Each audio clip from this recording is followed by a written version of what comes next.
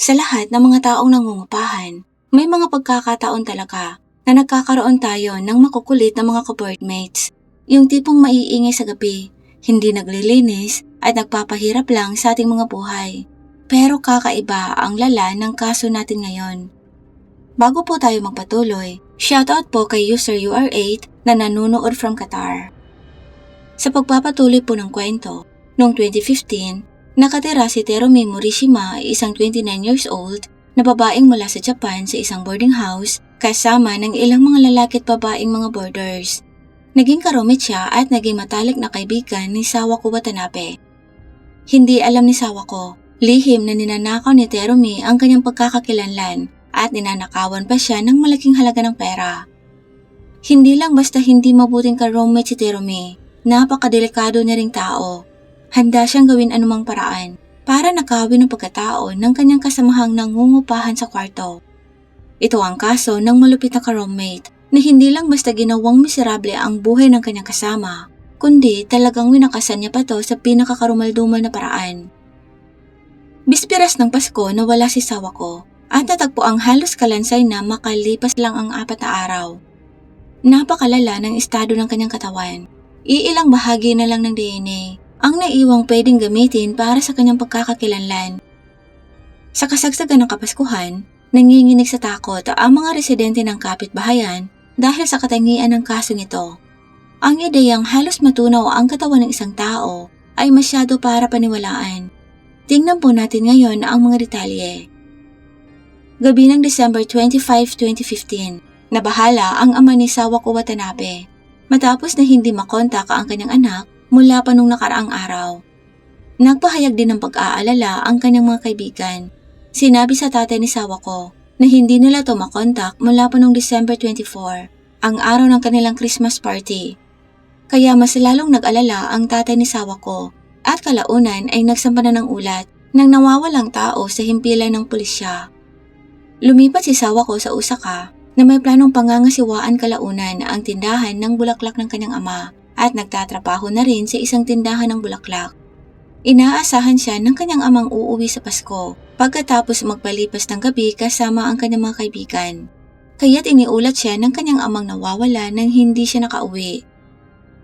Sa imbestigasyon ng pulisya, dinala sila sa isang boarding house facility sa Kadoma City, Osaka, kung saan nangungupahan ang 25 years old na si Sawako sa halagang 30,000 yen o humigit kumulang 11,000 pesos sa kasalukuyan buwan-buwan. Sa pagpapatuloy ng imbestigasyon, nakilala nila si Terumi Morishima, isang 29 years old na babaeng nangungupahan sa boarding house na kahati ni Sawako sa kwarto. Lumipat siya dito mga 1 buwan na ang nakalipas. Si Terumi rin ang huling taong alam na nakasama ni Sawako.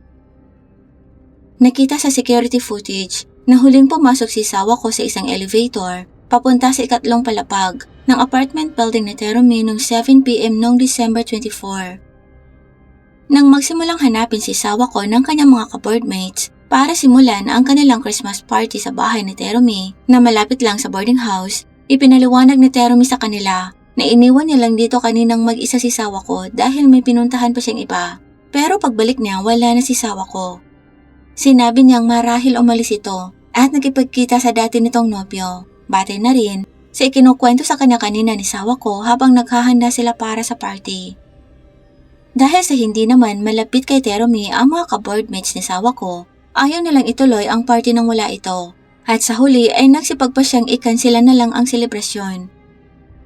December 25, napansin ng mga pulis na humigit kumulang 100,000 yen o halos 47,000 pesos sa kasalukuyan ang na-withdraw gamit ang cash card ni Sawako nung hapong yun.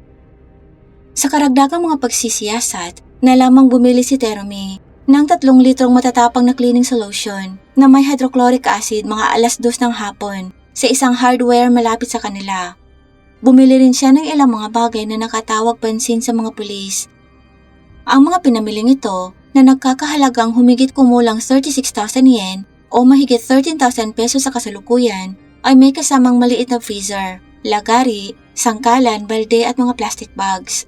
Dinala na rin ng mga pulis si Terumi sa himpilan para sa isang formal na pagtatanong. Lumilitaw na nalilito si Terumi tungkol sa pagkawala ni Sawako sa panahon ng paghahanda nito para sa party at ipinaliwanag sa mga pulis na ang cash withdrawal ay isang pabor lang na ipinagawa sa kanya ni Sawako. Gayunpaman, may butas ang mga paliwanag ng ito.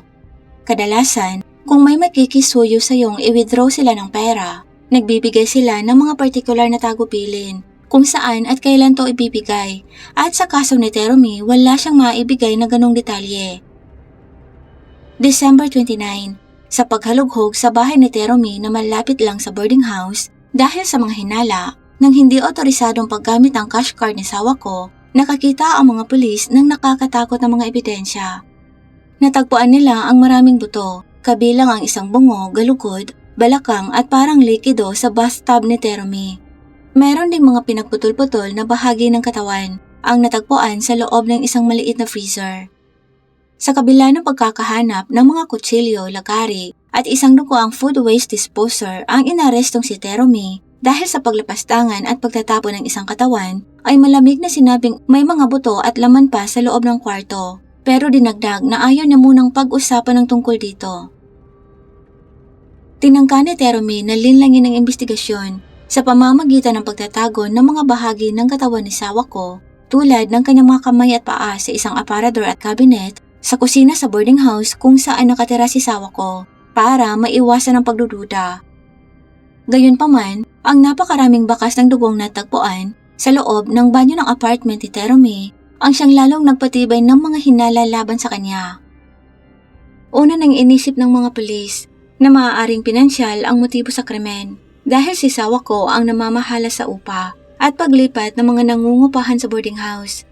Gayunpaman, lumabas na plano na talaga ni Teromi na samantalahin ang pagkikipagkaibigan kay Sawako mula pa sa sandaling nakilala niya to. Di nagtagal pagkatapos lumipat sa boarding house, nakuha ni Teromi ang driver's license ni Sawako. Ginamit niya to, nagpanggap na si Sawako at nanghiram ng pera sa mga loan sharks ng 11 beses at kumuha pa ng bank cash card sa pangalan ni Sawako na nakapag-withdraw ng kabuuang 610,000 yen o mahigit 220,000 pesos sa kasalukuyan. Sa pagpapanggap bilang si Sawako sa pag-withdraw ng pera sa mga bangko, tinatanggal ni Teromi ang kanyang salamin, naglalagay ng mga false eyelashes at naglalagay ng makeup. Ito ang nagbibigay sa kanya ng kumpiyansa na linlangin ang mga kawani ng bangko sa kabila ng hindi pagkakahawig niya sa larawan ni Sawako sa driver's license nito. Sa paglilitis kalaunan, sinabi ng prosekusyon na matapos samantalahin at gamitin ni Teromi ang pangalan ni Sawako nang hindi nito alam at umabot na sa limitasyon ang nakuha niyang utang sa mga loan sharks gamit ang pangalan ni Sawako sa halagang 2.2 milyon yen o mahigit 800,000 pesos sa kasalukuyan. Nang wala na siyang mautangan pang iba, pinlano niyang gumawa ng perpektong krimen ang burahin si Sawako at ang kanyang sariling mga utang. At halos nagawa niya nga ang planong ito gamit ang matapang na cleaning solusyong may hydrochloric acid dahil halos ganap na kalansay na ang natira kay Sawako sa loob lang ng 4 hanggang 5 araw. Natukoy naman sa pagsusuri na asphyxiation ang sanhi ng pagkalagot ng hininga ni Sawako, malamang sa pagitan ng December 24 at 25. Sa mga araw na to na lamang nagpadala si Teromi ng mga mensahe gamit ang cellphone ni Sawako sa pamilya at mga kaibigan ng dalaga, tinitiyak na huwag silang mag-alala. Tila sinusubukan niyang hindi kaagad malaman ng mga to ang pagkawala ni Sawako at ilihis ang mga hinala. Isang kaibigang lalaki naman ang tumistigo na nung araw ng insidente tinawagan niya si Sawako. Sinabi umano sa kanya ng dalaga na matatagalan pa to sa paghahanda para sa party. Maya-maya dumating si Teromi sa boarding house ng mag-isa at sinabing naghahanda pa rin si Sawako. Dinagdag rin ng saksi nito na kakaibang bigla ding umalis at di na nagtagal pa si Teromi. At pagkatapos ay nakatanggap siya ng mensahe mula kay Sawako. Humihingi ng tawad at sinabing matatagalan pa umano to dahil may pinuntahan pa umano tong iba. Salungat sa nauna nang sinabi sa kanya ni Sawako sa tawag na matatagalan pa to sa paghahanda para sa party. Pero sa mga oras na yun pala, nalagutan na ng buhay si Sawako. Nabatid sa paglilitis na sa pagitan ng 7:52 ng gabi noong December 24 at 12:55 ng madaling araw noong December 25, sinakal ni Teromi si Sawako habang wala itong malay dahil sa pampatulog na inilagay niya sa inumin ng dalaga. Ang timeline na to ay nakaayon din sa tinatayang oras ng pagkalagot ng hininga ni Sawako ayon sa resulta ng pagsusuri sa kanyang katawan. Hindi naman nagkomento si Terumi sa partikular na detalyeng ito, pero itinanggi niya ang kaso ng pagtapos ng tao. Inamin niyang sinira niya ang mga dokumento ng pautang, pero sinabi niyang pag-uwi niya, naabutan niyang wala ng buhay si Sawako. Inamin niya ang pagsisinungaling sa ibang mga residente ng boarding house at sinubukang itapon ng katawan sa takot na siya ang mapaghinalaan. Pero iminungkahi ni Terumi na maaaring may ibang taong tumapos kay Sawako o kaya naman ay nalagutan to ng hininga sa natural na paraan sa loob ng 15 minutong umalis siya sa kanyang apartment. Kapansin-pansing habang nananatili siyang tahimik sa puntong ito, ipinagtapat naman niya ang malagim na ginawang pagputol-putol at pagtatapon ng katawan ni Sawako sa loob ng 3 araw. December 25 ng hapon, pumili siya ng buhangin na sumisipsip ng amoy at isang maliit na freezer, pati na rin ang food waste disposer at food processor. Ginugol niya ang mga sumunod na araw sa pagputol-putol ng katawan, pagtatapon ng ilang bahagi sa basurahan ng apartment complex at pagpapakulo ng ibang mga bahagi sa pressure cooker. Gayunpaman, ang kanyang pagtatangkang itago ang krimen bilang kaso ng nawawalang tao ay nasira dahil sa kanyang kakaibang desisyon na itago ang pinutol ng mga kamay at paa ni Sawako sa boarding house nito. Napag-alaman din ng mga pulis na itinapon ni Terumi ang ilang mga bahagi ng katawan sa tapunan ng basura malapit sa boarding house, mga 300 meters ang layo para maiwasan ang hinala na maaaring lumabas mula sa pagtatapon ng maraming basura sa iisang lokasyon. Naniniwala ang mga investigador na nakapagtapon ng basura si Terumi sa parehong apartment at sa boarding house ng isang beses bago inaresto. Ang mga butong natagpuan sa loob ng kanyang banyo sa apartment, kabilang ang bungo, galugod at balakang, at ang mga labing nakaimbak sa isang maliit na freezer ay malamang na na-process na gamit ang food waste disposer matapos alisin ang mga laman loob nito. Ang mga kamay at paa na nakatago sa boarding house at ang mga bahagi ng katawang itinapon sa basurahan ay ang mga bahaging mahirap matuyo o matadtad at ma-process sa food waste disposer. Gayon din, ang mga bahaging ito ang naglalaman ng mga fingerprints na madaling humantong sa pagkakakilanlan ng biktima. Humantong ito sa teoryang nagmamadaling itapon ni Terumi ang mga partikular na bahaging ito malayo sa pangunahing pinangyarihan. Karaniwang ang mga food waste disposer sa bahay ng mga Hapon ay kayang humawak ng 1 hanggang 2 kilo bawat cycle at madalas tumagal ng kalahating araw para makumpleto ang isang cycle. Ang disposer naman ni Terumi, isang mas maliit na modelo, ay idinisenyo para sa humigit kumulang 1 kilo lang bawat cycle. Mula December 25 hanggang sa paghalughog sa apartment ni Terumi noong umaga ng December 29, maaaring nakapag-process na ang kanyang disposer nang humigit kumulang 8 kilong laman ng katawan sa kabuuan. Ipinahihiwatig nito ang sistematikong paraan ni Terumi sa pagtatapon ng katawan ni Sawako na itinago sa loob ng maliit na freezer na may kapasidad na 100 hanggang 120 liters. Si Terumi na lumipat mula Okayama papuntang Osaka noong August ng parehong taon at gumugol ng bahagi ng kanyang pagkabata sa China ay nagpakilala bilang isang illustrator para sa mga smartphone apps at mga PC. Pero walang makabuluhang mga gawa niya ang natagpuan. Nalaman ding baon siya sa mga utang. Isang lulong sa internet na may mabangis na panlasa. Si Terumi ay pinaghihinalaan ng pagtapos ng tao batay sa mga circumstantial evidence kahit nakakaunti lang ang direktang ebidensya ng pagtapos ng tao.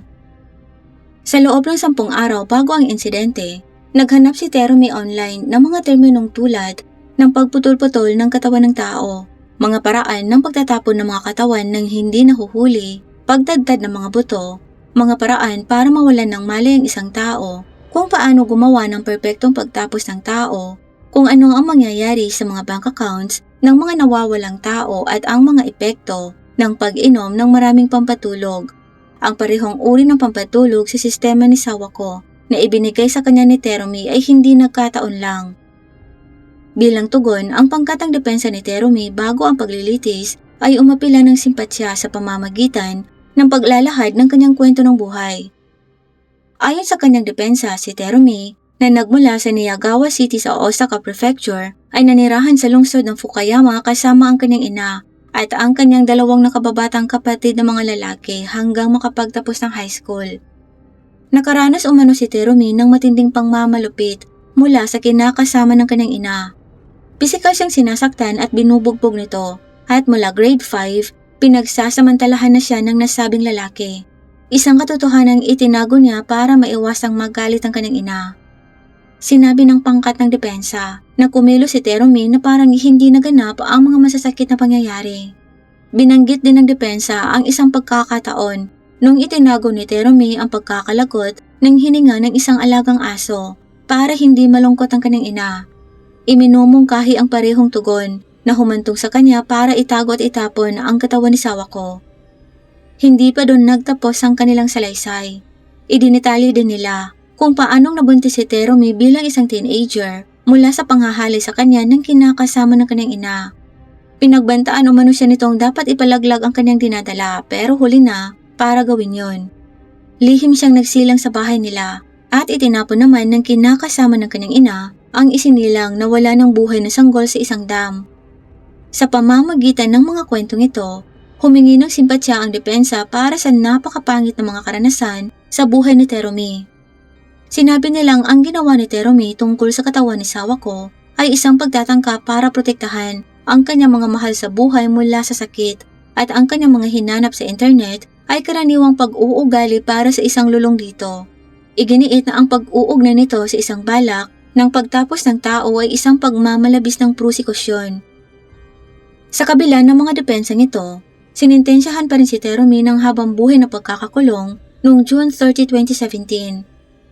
Ipinasya ng korte na ang kanyang mga aksyon, kabilang ang pagpapanggap bilang si Sawako para makapagnakaw ng pera, pagpapadala ng mga mapanlinlang na mga mensahe pagkatapos ng insidente, ang kanyang malinaw na layunin at motibo sa pagtapos kay Sawako, at ang labis na kalupitan ng kanyang mga pamamaraan ay hindi mapapatawad anuman ang kanyang mahirap na nakaraan.